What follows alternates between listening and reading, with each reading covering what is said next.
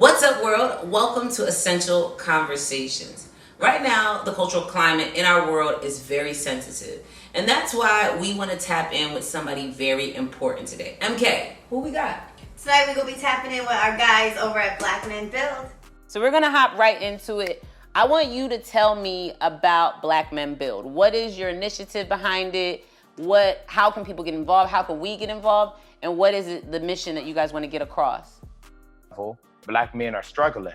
I'm one of them. You know, we struggle with mental things. We struggle with trying to find our place in this world that's not made for us. And we take out that anger on ourselves. We put it inside of us, or we hurt the people who's closest to us. It's our partners. It's our lovers. It's our baby mamas. It's our wives. It's our homies. And so this is also, Black Men Build is also under the realization that Black men really do need a place for them to be able to come, for them to be able to be trained, to learn, to understand, to get context for the world, but also for them to get in the fight in a real way, because it's the fight of a generation. And if Black men are on the sidelines, not holding it down, we will absolutely lose. So what I peeped from your website is you guys created a Black man survival guide. Mm-hmm. What does that entail?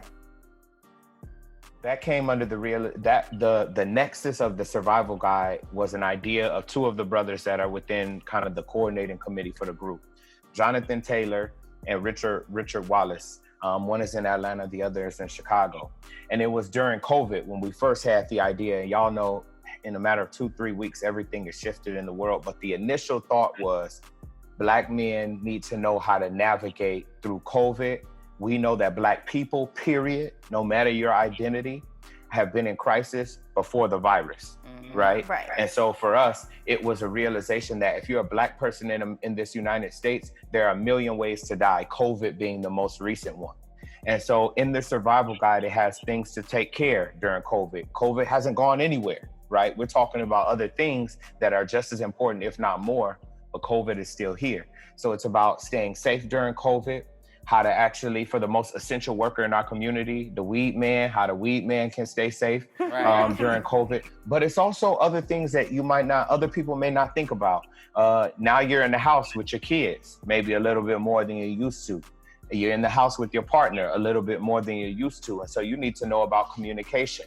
You need to know about conflict resolution. You need to know how to whip up some food really quickly. And so there's some tips for how to do that inside of there as well. And then there's community protection, things about meditation, physical fitness. What we're trying to do is say, you need, as a brother in this society, mind, body, and soul, who is connected to yourself, connected to your family, connected to your community, connected to the diaspora.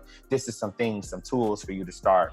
And we called it a survival guide because that's where we are. We want to thrive. Right now, we're surviving. Right.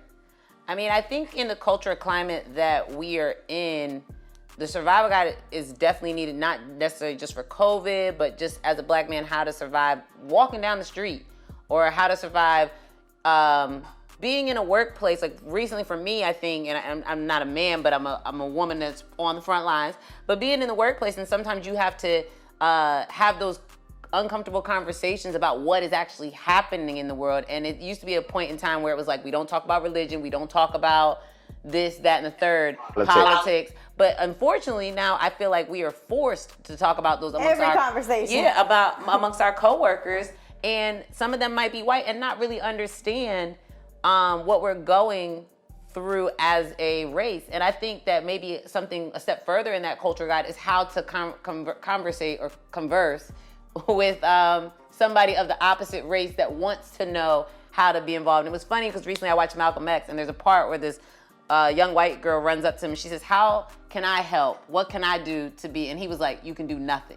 And I thought that was very cold of him to do. I love Malcolm X, but I thought it was very cold of him to say. But unfortunately, there's a lot of people out there today that are going through those things. So what is something like that how would you tell a Black man to have that conversation, or a Black woman, or anybody, to have that conversation with others that want to be involved, but you don't necessarily know how to tell them what to do?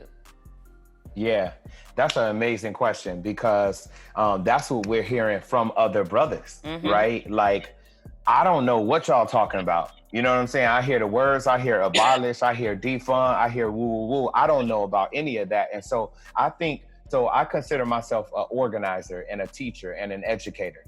So the reason I distinguish that from an activist per se is An activist plans, goes to, attends rallies, marches, protests, etc. That is a very important role, but it should be distinguished from the others because whereas some people might say, I don't got time to talk to you about that. As an organizer, my goal is to bring more people into the organization, more people into the movement. So I'm forced to have to explain and do things over and over. So to answer your question directly, one, I think there are many levels to it. So first off, if what we're doing is going out and explaining what we mean when we talk about things. And I think that's one of the things that we all have to do. I know it's laborious and I know it's very taxing, especially as women, actually, to have to go about in the world and have to explain your stuff to white people and your husband or your baby father or your partner or your homie, and right? Your kids. You have to do a whole lot of explaining. And your kid, you know, there's a lot of explaining that has to be done. What I would say is, I consider myself, it's not maybe everyone's role, but I'm a person who doesn't mind having to do that. And it's not a dig on anybody that says I don't have time or that's not my work. But my work is explain this, take the time, break down the words, break down the concepts, because people are seeking to understand right now. And so if I've got a lot of white folks, people hitting me up from previous lives of mine, asking me what's going on. I take the time because we need them to be in the Army. And we cannot allow willful ignorance to be the reason that they don't get in the Army, because also the right wing is explaining the world as they see it every single day. Right. They explain it in our music. They explain it in our movies. They explain it in our TV shows, in our books. The way they see the world, they have already explained it over and over until it has become the common sense for the entire country and the world, really. And so we have to replace that common sense and build a new common sense. And the only way we're going to do that is by taking the painstaking work of talking to people. Right. And the last thing I'll say really quickly about your question is, that's where we take our work also with Black Men Build, is Black men, we don't move about in the world thinking about what it's like to be a woman or a gay person or a trans person. I'm saying Black men if you're cisgender, heterosexual, right? We don't think about what it's like to move in the world as other people, right? And so I know me, I'm not perfect, right? You know, I've had relationships deteriorate because even as conscious as I am, I don't wake up thinking about, dang, I wonder how the world is moving for my partner and how she's doing, right? And so that's a part of the work of Black Men Build, is actually to bring Black men in and say, hey, yo, you don't got to know all the terms. You don't even got to be comfortable with all the whoop band. But let me break some of this down for you. And at the end of this, I want you to understand that no matter where you are, you should be protecting and defending them. If they Black, if they white, no matter what, that's our job. Right. And it seems like really it's a common understanding of understanding. Like, I feel like we're going back to knowing kindness in our world. And I feel like people don't understand what kindness and empathy are. And those are things that we're taught at such a young age, but it's almost as if everybody has forgotten that in today's world. It's like, what is kindness? Anything goes. Right, anything goes. If I don't like you, I don't like you, and I'm gonna tell you why, and I'm gonna preach hate, and I'm gonna preach those things. And I'm so happy to have groups and organizations like yours to be able to help others understand how to facilitate for it and understand we don't gotta like the same things, but we all are human, and we all need to understand when something is wrong, we have a voice to use. And I commend you and everybody else that is working with you, because it's definitely something needed, important. Can you tell people how to follow you and also how they can get involved? Yes. So on all the social media platforms at Black Men, MEN Build, at Black Men Build on all of the platforms. So you can find us on Instagram, on Twitter, and then our website is www.blackmen.build, not .com, .build. .build. Yeah. And so if you go to the website, so this is our request.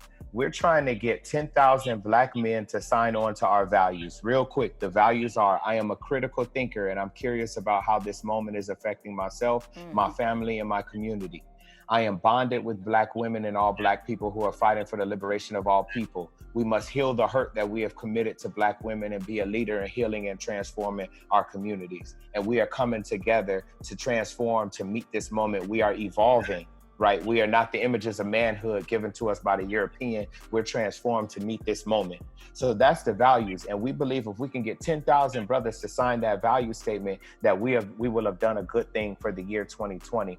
And so what I would ask is, if you're listening to this, go to the website, sign on to the values. You'll then start getting emails and texts about other ways to do other things. And if you're of any other identity, meaning you do not identify as a Black male, we want you to pass it on to other people who identify as Black men and get them to sign on to the pledge. And we need your trust, because frankly, men do things that sisters tell them to do. So if, if you get a text from the sis or from any woman, you're more inclined to do it than from me. So absolutely. Well, I just want to say thank you so much for tapping in with us, sharing the information. We definitely want to stay connected with you and share it on our platform. However we can spread the word, and keep going, bro. I appreciate it. Thank you so much. Thank you. Thank you. We'll link. Thank you for watching. Now make sure that you watch all our videos on our YouTube page. Subscribe right now. Word Crush with a K.